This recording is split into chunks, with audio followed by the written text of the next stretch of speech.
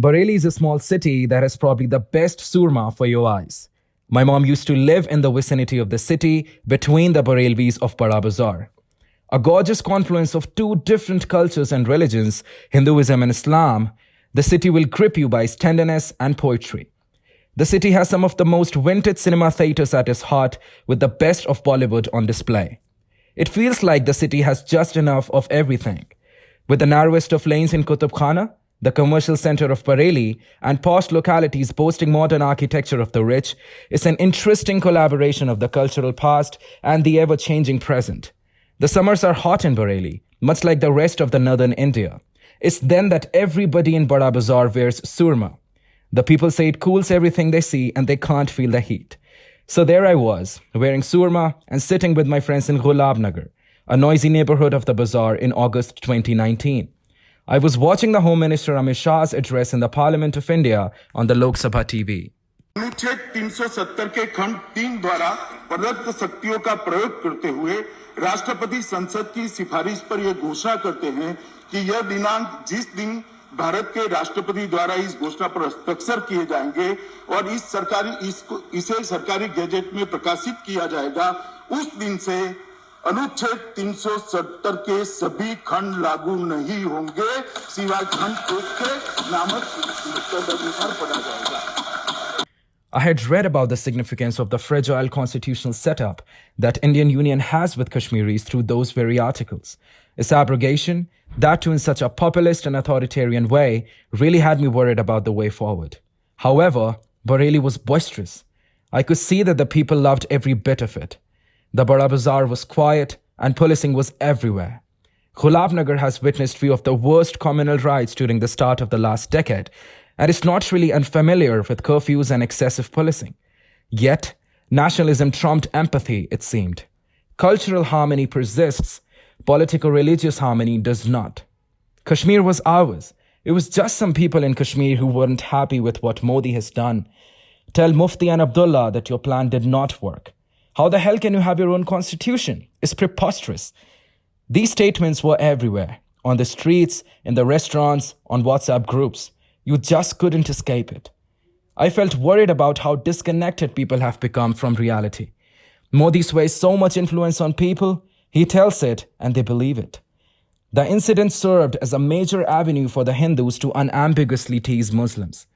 Bareilly's youth was out, revving bikes and India's national flag, as Kashmir was gasping for the least of human rights and freedoms.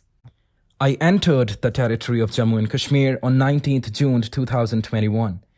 Traveling by train from Bareilly to Jammu that went through the plains of Punjab, I was captivated by the transitions in cultures every single hour. After deboarding at the Jammu Tawi railway station, I took a cab for Srinagar. Few hours into the journey, I was surrounded by the lush green Himalayas.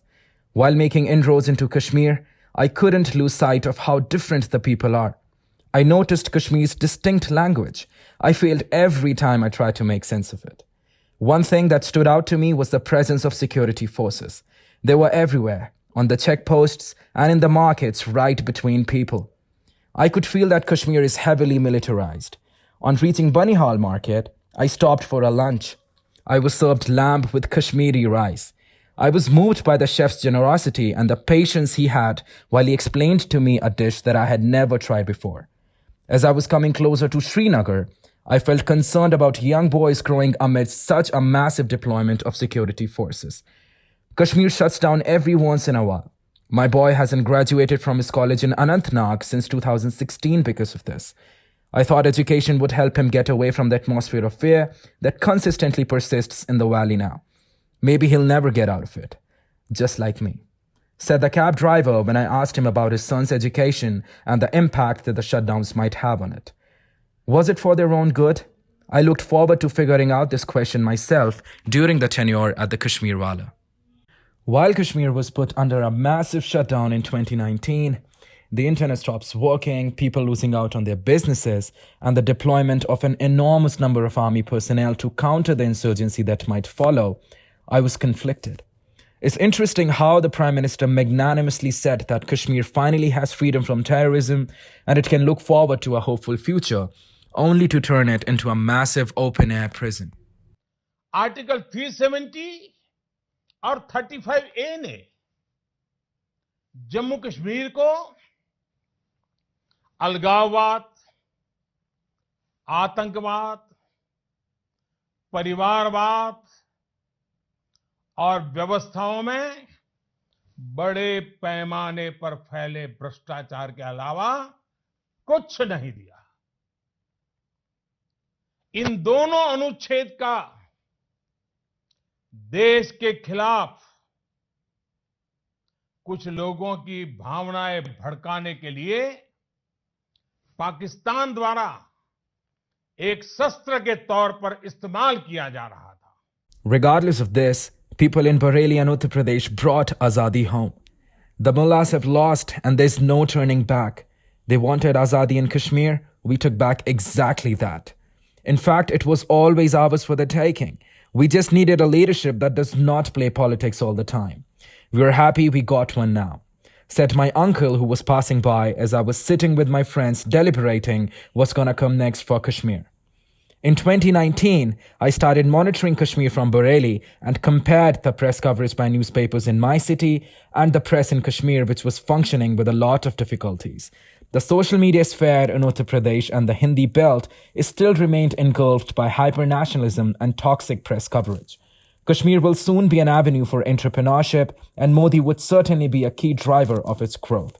It's the Kashmiris spreading hate and toxicity who really have to worry now. Read a WhatsApp forward in one of my community groups. I felt emasculated and concerned. I resolved to visit the valley in May 2020. I was preparing for writing exams for journalism and told myself that I would do everything in my abilities to know about what's happening. In a matter of time, everything was disrupted with the onset of the coronavirus pandemic and a nationwide shutdown that followed in March. We have lost everything. I worked so hard to establish my first business, and the shutdown came 2 weeks into its operations. I just can't afford the rent for the next month without making sales anymore, said my neighbor who started a new venture, a small grocery store in civil lines in Bareilly, a couple of weeks before the pandemic hit. Mired by hopelessness and a fear of the disease, Gulabnagar, once bustling with people, wore a deserted look. Gulabnagar is a widow, my mother told me as she was reading the morning newspaper. She wears a look, my mother said of her hometown, that I haven't seen before for this long. I hope that good times are nearby and we get back to our lives. In October 2020, I reached Delhi to write my exam for Sarojini Naidu School of Communications at University of Hyderabad. The exam hall seemed so different from what it used to look like before. Me and the other applicants were sitting far from each other, donning a mask and hand sanitizers. In a matter of few weeks, the results were out and I had made it to the Department of Communications. Since the course was going to be online because of the pandemic, I decided that I would study remotely from different places. I went to treks in the Himalayas of Uttarakhand and wrote blogs on politics by the Ganges in Rishikesh. Modi's policy-making was immensely criticized with the onset of the Citizenship Act of 2019. Its consistent bravado with Hindu majoritarianism and Muslim estrangement made the situation in the valley even more complex. In Delhi, one of my professors said that he has no idea why would the Indian government do this. I have never witnessed an ideological spectrum turning to such a massive obsession, he said. The times when there were widespread protests against the bill were reminiscent of the August summer in Bareilly. Why are they protesting? Just show the freaking documents. It's really that simple, isn't it? They certainly don't have anything good to say for the government and don't want to dust their shelves for once and look for the papers, objected one of my friends who was seemingly tired with Muslims protesting all over the country. During all this time, I was consistently thinking about how Kashmir has been left out of discussions on a legislation that probably impacts it the most. I couldn't even tell if they even knew about what was happening a few hundred miles away in Delhi because of the internet shutdowns and the communication blockade. When I got the confirmation for the internship at the Kashmir Wala, I highly doubted if my parents would allow me to make the trip. Media in Delhi consistently spits hate and talks at length about how dangerous the valley is. Nevertheless, I gathered the courage and told my dad about my travel plans. "You're really going overboard with this," he said.